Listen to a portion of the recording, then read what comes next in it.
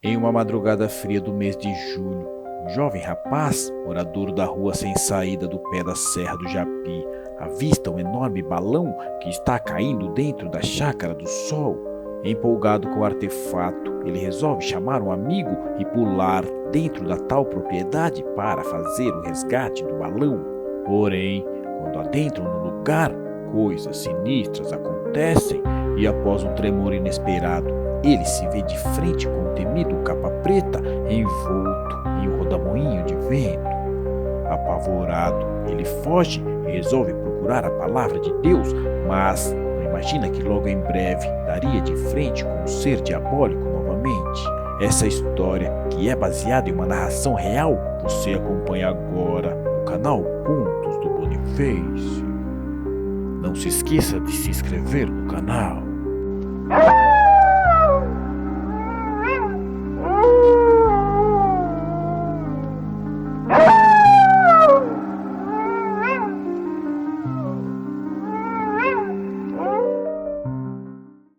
Certa noite, próximas 21 horas, ao sair na varanda de sua casa para olhar o céu como de costume, Creed avistou um pequeno balão com sua chama quase se apagando, caindo dentro de uma chácara próxima à Serra do Japi. Creed, que no auge dos seus 16 anos gostava muito de balão, pipa e tudo que podia voar. Ficava encantado sempre que via um objeto vencendo a gravidade e por vezes fabricava seus próprios artefatos voadores. Desde seus aviões de papel até as mais incrementadas pipas, além dos balões com tocha, o rapaz era viciado em produzir ou então em resgatar esses itens que podiam voar. Por isso, ver aquele enorme balão caindo, praticamente apagado, lhe chamou tanto a atenção. Nessa noite fria, do final das férias de julho, acompanhou o trajeto do enorme balão, que já estava peneirando sobre a tal Chácara do Sol. Entusiasmado com tal artefato, decidiu que precisava adentrar na propriedade para resgatá-lo. No entanto, corria a lenda de que a Chácara do Sol era guardada por um homem mau e que tinha feito um pacto com coisa ruim. Isso era recontado por vezes pelos mais velhos, aqueles moradores que estavam no bairro desde a década de 1950, quando o bairro começou a se formar. Diziam que ali fora uma fazenda de escravos e que no passado muita maldade havia sido praticada no interior daquelas cercas.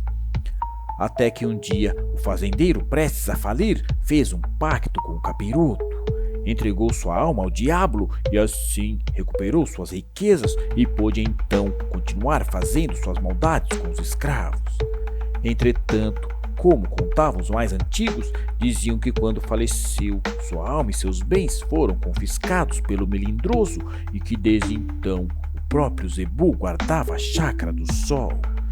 Dizia-se ainda que desde sempre um homem de capa preta era visto andando entre as árvores do bosque dentro da propriedade e que aquele que ousasse invadir aquele local sem ser convidado era perseguido e amaldiçoado pelo coisa ruim. Mas os mistérios envoltos àquela propriedade privada sempre foram diversos e na década de 1990 corria o boato de que aquela chácara estava abrigando uma quadrilha de traficantes de órgãos. A história vinha ganhando força entre os vizinhos que sempre davam um jeito de circundar a cerca para tentar ver ou acreditar ter visto algo suspeito dentro da tal propriedade. Exceto por uma vez em que foi visto um carro de polícia adentrar na tal Chácara do Sol, nunca ninguém soube de nada ilícito encontrado dentro do lugar. E a lenda dos traficantes de órgãos perdeu força nos anos seguintes. Mas a verdade é que ninguém conhecia ou sabia sobre quem se utilizava ou então quem era o dono daquele lugar. Parecia estar sempre vazia e abandonada, porém o fato de sempre estar preservada e com a manutenção em dia fazia crer que alguém morava lá. Nem mesmo um jardineiro ou um caseiro era conhecido pelos vizinhos da rua sem saída.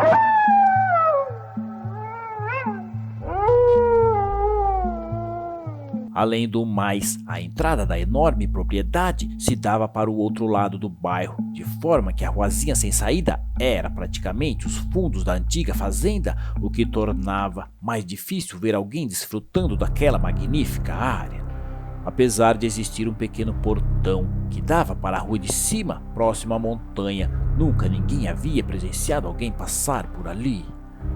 Localizada entre o pé da Serra do Japi e o bairro da Nova Jundiainópolis, a chácara cobria uma grande área verde, de forma que fazia divisa com os fundos da rua sem saída e o bairro comercial.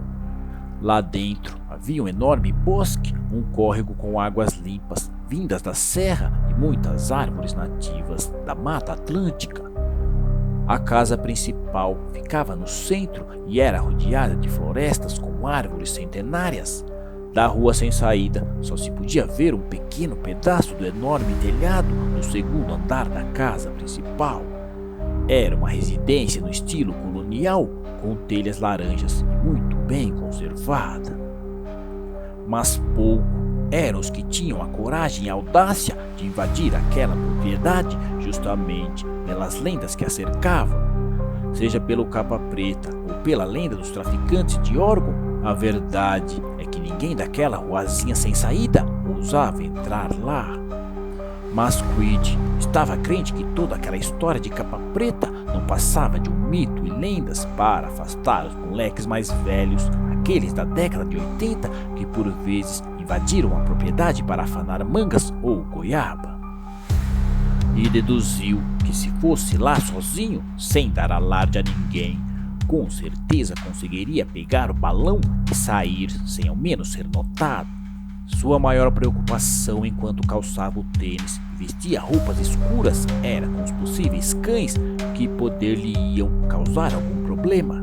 Apesar de nunca ter visto cães ou escutado latidos dentro da chácara, sabia que eles podiam estar em algum ponto da enorme propriedade e que da rua sem saída não era possível vê-los. Afinal, todas as chácaras ou sítios da região eram guardadas por cães de guarda ou vira-latas corajosos. Por isso, tratou de resgatar 2 enormes bifes de colchão mole da sua geladeira sem que sua mãe percebesse e colocou em sua pequena mochila de futebol preta com o símbolo do Santos Futebol Clube. Caso aparecessem os cães, ele teria uma chance, jogaria os bifes e sairia correndo. Esse era o plano. Além dos 2 suculentos pedaços de carne, guardou na mochila uma pequena lanterna e 4 pilhas alcalinas. Apesar de corajoso, julgou ser prudente ter algum amigo em seu auxílio. Assim, Jorginho, que também gostava de balões, havia sido convocado de antemão enquanto passava pela rua sem saída, retornando da escola no período noturno. Ele havia concordado em ajudar Creed na empreitada. Quando o relógio bateu 23 horas, saiu pela janela de seu quarto e alcançou a varanda do segundo andar. Seguiu pelo corredor, alcançou a escada de madeira que já havia previamente posicionado e desceu até o corredor térreo. A passos suaves, sem levantar suspeitas, seguiu até o portão. Abriu o mais discretamente possível e um ranger característico ameaçou denunciá-lo. Parou feito estátua. Avaliou a situação com um pouco mais de delicadeza, venceu o ranger do aço cansado. Em poucos segundos já estava na rua sem saída. Assim que saiu, Creed viu o amigo encolhido em um canto próximo à parede, no frio da madrugada. Sozinho ali sentado, aguardava o mais velho para a investida na Chácara do Sol. Pensei que não vinha mais, disse o Jorginho, revelando suas sardas em seu rosto magro. 23 horas em ponto, meu chapa. Meu sobrenome é pontualidade. Assim, ambos seguiram para o final da rua, onde havia um enorme muro de pedras que fazia divisa com a Chácara do Sol. Porém, pular ali poderia ser uma coisa estúpida, pois algum vizinho, voltando do trabalho ou espionando pela janela, poderia vê-los e até, quem sabe, chamar a polícia. Por isso, resolveram seguir até os fundos de um terreno baldio que também confrontava com a tal propriedade amaldiçoada. Assim, no final do lote, ninguém poderia vê-los, pois havia muitas árvores e arbustos que tapavam totalmente a visão de quem da rua estava. A cerca naquele ponto era de latão e isso exigiu certa habilidade para que realizassem a passagem. Porém, justamente ali, o córrego que corria pela propriedade fazia um de seus meandros e saía extrapolando os limites da cerca em curva sinuosa. Como o limite de mata para o entorno dos córregos é de 30 metros e que geralmente são preenchidos com mata nativa, tratava-se então de uma área de preservação ambiental. Portanto, sentiam-se seguros para acessar a chácara do sol por ali. Além disso, a cerca, por necessidade, naquele ponto do rio, precisava ser um pouco mais elevada, pois às vezes o nível do rio subia e a vazão precisava ser compensada.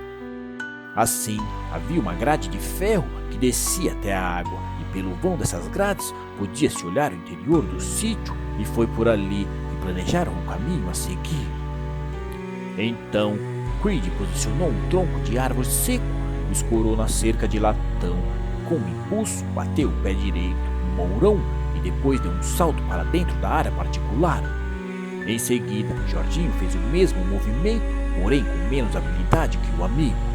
Ao cair do outro lado, escorregou e acabou caindo com metade do corpo dentro d'água. Com o frio que fazia, instantaneamente começou a bater o queixo. Mas Creed não se abalou, resolveu que iria sozinho adentrar até o local onde possivelmente o balão estava.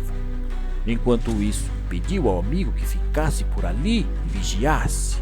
Além disso, pediu também para que Jorginho achasse algum tronco ou então construísse uma escada improvisada para que facilitasse o retorno para o outro lado, pois a cerca era mais alta do lado interno devido à topografia irregular. Jorginho concordou imediatamente e começou a procurar por galhos ou algum tronco de árvore que pudesse ajudar. Creed seguiu pela pequena trilha em meio ao bosque e foi desaparecendo em meio à mata.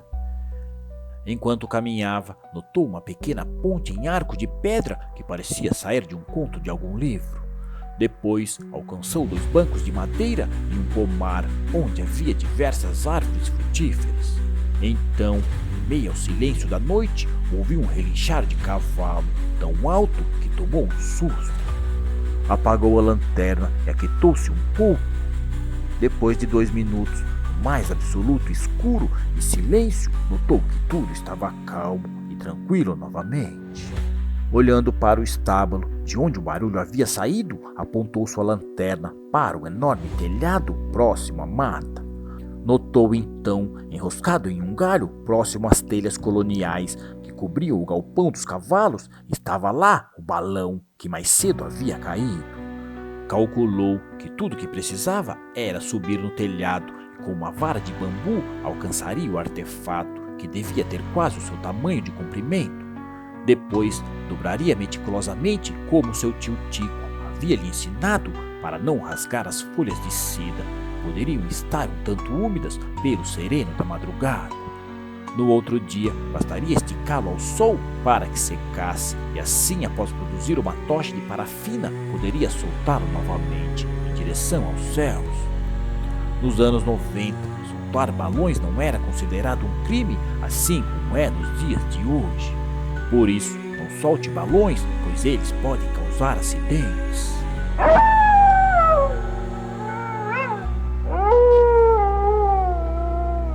Mas, no ano de 1996, Creed não tinha essa noção de perigo, e como os mais velhos soltavam balões, para ele aquela atividade era dada como normal e empolgante. Assim, caminhou em meio à escuridão, com os ouvidos atentos a qualquer latido, e estava mesmo preocupado com os possíveis cães de guarda. No entanto, para sua surpresa, não ouviu nenhum latido ou rosnado que pudesse denunciar qualquer cão. Então, subiu sorrateiramente no telhado e com a vara de bambu que havia coletado há poucos instantes, começou sua missão em tentar desenroscar o balão preso a um galho. Quando conseguiu trazer até onde estava, percebeu com a luz da lanterna que havia um pequeno rasgo próximo à boca do balão, mas que de modo geral o artefato de seda estava praticamente intacto. e isso animou o rapaz. Agora, tudo que bastava era dobrá-lo, enfiar no saco preto de plástico e sair dali o mais rápido possível, pois os cavalos estavam ficando agitados. Enquanto estava abaixado, dobrando o balão, ainda sobre o telhado colonial, sentia um vento gelado bater em seu rosto. O cavalo agora relinchou mais alto e começou a dar alguns pulos dentro da cocheira. Creed sentiu o coração disparar e a garganta secar quando ouviu um barulho de passos circundando o local. Rapidamente se deitou sobre as telhas coloniais e esticou-se todo a fim de ficar com o corpo colado ao telhado para não ser visto por quem se aproximava. Os cavalos agora estavam buliçosos e pareciam estar com medo de algo. O tropé embaixo de Creed agora era tamanho que o jovem pensou em pular de onde estava e correr o mais rápido que pudesse. Porém, julgou que a pessoa que estava ali não sabia de sua presença e por isso decidiu permanecer mais um pouco deitado. Ouviu um bufar como se fosse um animal, mas os passos eram como de humano. Um odor forte de enxofre alcançou seu nariz e um ar sombrio tomou conta do ambiente. Foi nesse instante que percebeu que toda a estrutura do estábulo começou a tremer, como se um pequeno terremoto atingisse aquela chácara. Pensou que iria cair e por isso se agarrou o mais forte que pôde dos cantos das telhas. Depois de alguns segundos, notou que os passos pesados das esporas batendo no chão começaram a se distanciar e o tremor cessou. Creed, que nunca foi religioso como sua mãe o era, começou a rezar em pensamento e talvez isso tenha afastado a criatura que ainda rodeava o estábulo, agitando os cavalos. Aos poucos, os animais foram se acalmando e Creed, que precisava sair dali o quanto antes, decidiu levantar sua cabeça para olhar para o solo a fim de ver se a barra estava limpa. Começou então a preparar sua descida e arremessou o saco preto com um balão no chão. Em seguida, acendeu a lanterna e foi descendo pelo canto próximo a uma pilha de blocos antigos. Quando tocou os pés no chão, resolveu dar uma passada com a luz pelo seu entorno para achar a trilha de volta. Então, lentamente foi girando a lanterna da direita para a esquerda até que parou automaticamente com foco para um lugar onde algo não estava de acordo com a paisagem de árvores e arbustos em meio à escuridão. Quando a luz bateu no canto, próximo a uma árvore de tronco grosso, viu uma silhueta de uma pessoa. Então, o jovem congelou quando a luz da lanterna iluminou o que seria aquilo. Um homem de quase 2 metros de altura, todo de preto e com chifres, estava parado, encarando-o. Notou que os olhos do homem estavam vermelhos como se ardessem chamas. Um redemoinho circundou o ser, que girou sua capa preta com a mão esquerda, como quem cobre a face, e nesse instante ele se dissolveu em pó junto àquele pequeno tornado de vento que começou a girar freneticamente embaixo da árvore. Creed largou seu saco com o balão e correu o mais rápido que conseguiu com a lanterna em mãos, desesperado. Sentia o vento do redemoinho em seu encalço enquanto pulava entre os cipós, arbustos e a água do córrego. Nem percebeu que havia errado o caminho e ao invés de passar pela ponte de pedra, teve que encarar a água fria da madrugada. Desesperado, atravessou o pequeno rio que dava na altura dos joelhos enquanto o rodamuinho vinha em sua direção. Quando se aproximou do local por onde havia entrado, notou o amigo Jorginho desesperado com aquilo que acabava de presenciar. O amigo gritou: "Corre, está atrás de você!" Um som de risada maligna foi ouvido por Creed, que só fez aumentar a sua velocidade. Por sorte, o amigo já tinha deixado um tronco com galhos próximo à cerca de latão, como combinado, o que facilitou o pulo para o outro lado. A toda velocidade, Creed tomou um impulso e se lançou, batendo o joelho no latão, abrindo um pequeno corte. Quando caiu do outro lado, o amigo Jorginho já estava de volta à rua sem saída. Creed ainda teve tempo de olhar para trás e pôde ver que o capa preta, com chifre e olhos de fogo, estava sorrindo com os pés sobre a cerca. Notou que o ser cheirou o local onde havia o seu sangue. Em seguida, o Capa Preta dissolveu-se novamente em poeira e aquele vento giratório do rodamoinho foi se desfazendo, derrubando os troncos e os galhos que haviam sido deixados encostados pelos rapazes, tanto do lado externo quanto do lado interno da cerca, fazendo um enorme barulho de madeira caindo na água.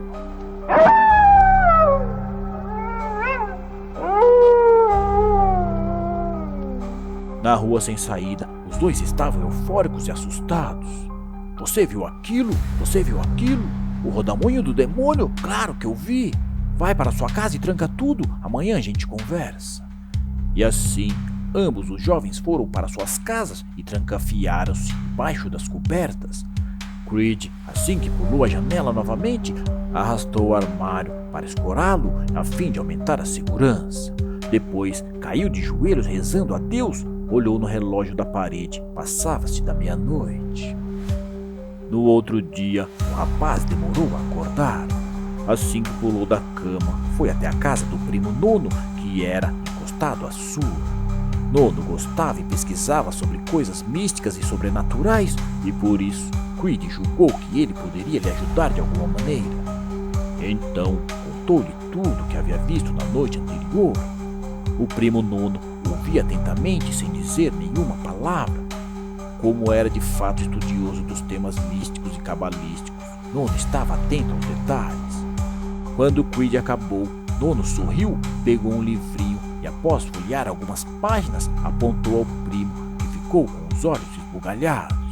É esse mesmo? É esse o Capa Preta que eu vi? Nono então pediu para que o amigo saísse, pois ele precisava se preparar para o grande encontro. Estava feliz e sorridente com as informações que Creed havia lhe passado. Parecia que naquele instante havia se transformado em outra pessoa, pois insistiu que o rapaz fosse embora e que não falasse a ninguém sobre todo aquele acontecimento. Precisava manter a descrição, senão o Capa Preta podia visitá-lo em uma noite qualquer. Creed então notou que o primo começou a preparar alguns artefatos estranhos. Um pentagrama estava próximo à cama, além de velas e crucifixos. O que vai fazer, Nono? Vou trazê-lo até mim. Preciso fazer um pacto com ele. Creed achou se tratar de uma brincadeira, mas quando Nono olhou com aquele mesmo olhar que havia visto no ser da noite anterior, percebeu que o primo estava demasiadamente sério e alterado. Além disso, parecia uma pessoa do mal. Logo ele, um cara extrovertido e alegre, agora tinha certa fúria no olhar. Vai embora, Creed, preciso trabalhar. Creed, sem entender bem, resolveu sair e assim manteve aquela história somente entre o amigo Jorginho e ele, além do primo Nono que pouco ajudou. Passado algumas semanas, Creed já estava mais tranquilo e até já tinha dúvida se aquilo que viu era mesmo coisa ruim ou fora uma miragem ou coisa do tipo. Começou a frequentar a igreja batista com sua mãe, pois julgou que procurar a palavra de Deus era a melhor resposta que poderia obter. Certa noite, enquanto voltava sozinho da igreja, em uma ocasião em que sua mãe não pôde comparecer, enquanto caminhava tranquilamente de volta, teve outra experiência. Como tinha estendido a noite para uma lanchonete, junto com seus amigos da igreja, após o culto, já era próximo à meia-noite, quando estava de volta à ruazinha sem saída do pé da serra. Quando passou em frente à casa do primo Nono, que era colada à sua, viu algo em cima do telhado. Parou e ficou observando. Aos poucos, aquela mesma sensação do outro dia voltava, sua garganta secou, os olhos encheram de lágrimas e seu coração parecia que ia sair pela boca. O rodamoinho de vento, já conhecido, estava pairando sobre a casa do primo. Então, o Capa Preta apareceu imponente em cima da casa do Nono. E aquela mesma risada diabólica ecoou no pé da serra. Em seguida, a energia geral caiu e toda a rua ficou escura e apavorante. Creed correu para o interior de sua casa, trancou o portão, a porta, as janelas e se pôs a rezar de joelhos. Naquele instante, Creed, com a Bíblia na mão, percebeu que o primo havia mesmo invocado o Capa Preta como dissera que o faria.